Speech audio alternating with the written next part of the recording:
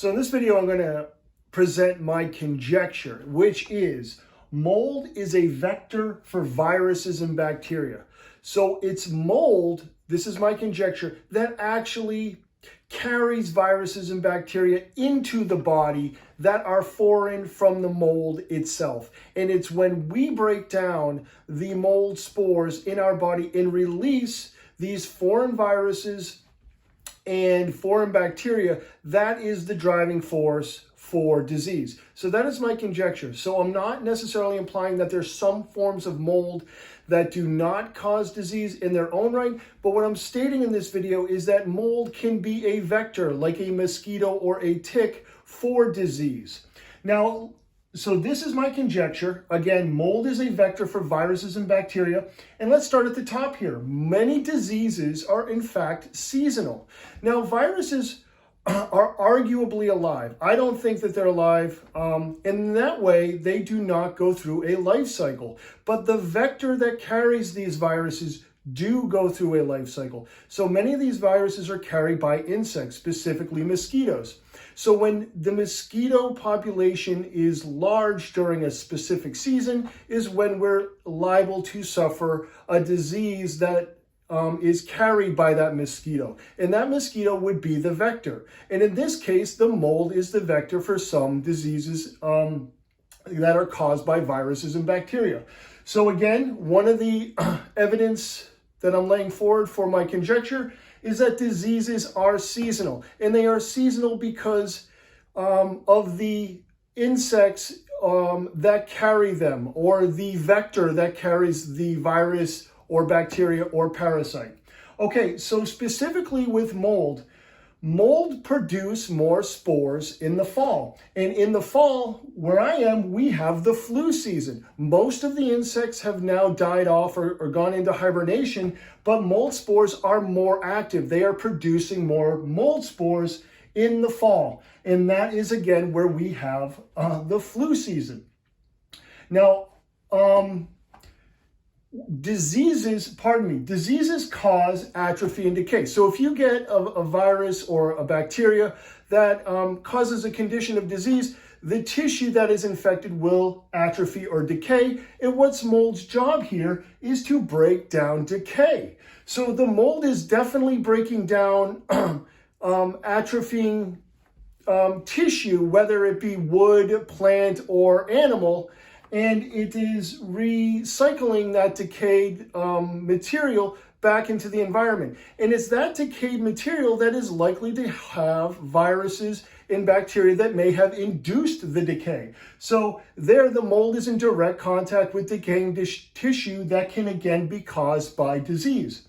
Now, again, here, viruses can be permanent residents of cells. So think of herpes. Herpes is a virus that many people carry for the rest of their lives, where they have certain flare-ups at times and other times it's in remission. So that's a clear example that viruses can be permanent residents of cells. And now these points below are supporting my conjecture that it's actually the mold that is the vector here for some of these viruses that cause diseases and some of these bacteria that cause diseases. So again, viruses can be permanent residents of cells. And then below this are just supporting evidence that viruses, there's a speculation that viruses are created by plasmids. And mold and yeast have plasmids. Some strains of mold and yeast actually carry plasmids.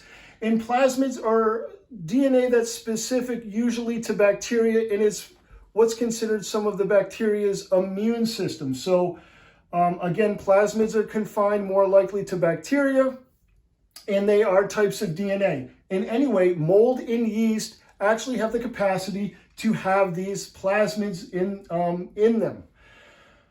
Mold has mitochondria, and mitochondria are a type of bacteria. So that's another illustration how mold can hold a foreign bacteria inside of itself. And another point here is that mold tend to live in the soil. There's lots of types of mold that live in the soil. 1 gram of soil can have up to 10 billion different bacteria in it.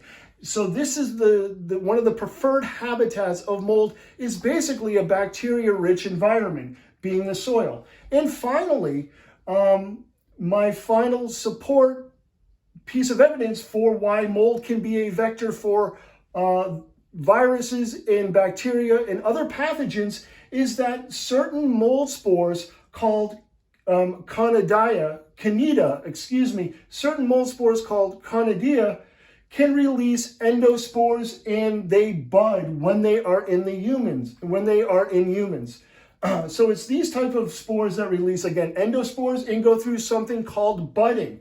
Now, endospores are actually dormant bacterial spores. So it's these, again, I don't want to be confusing, these mold spores that we inhale from the environment, and when we inhale them inside the body, they release bacterial spores. Not only that they express something called budding, which is a type of exocytosis. And what happens there is that these mold spores actually release viruses that are wrapped in the host membrane, where they can go out into neighboring cells and infect other cells of that host.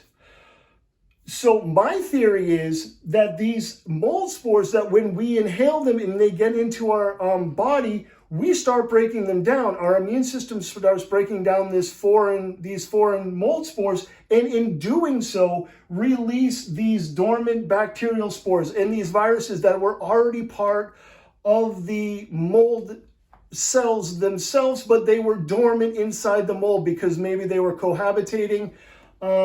But the mold wasn't as affected by these types of bacteria and these viruses as we are when they are released in our body. So that is my conjecture, that mold is actually a vector for viruses and bacteria, like a mosquito is a vector for malaria or dengue fever or yellow fever or West Nile fever, or Lyme's disease. It uses mice as a vector. So that's what my conjecture is. And again, it is supported by the fact that most of the insects die off in fall, but the mold spores ramp their activity up and they're producing more spores in fall or autumn. And that's when we suffer from the flu season. So again, this is my conjecture. Mold is a vector for viruses and bacteria that can cause disease.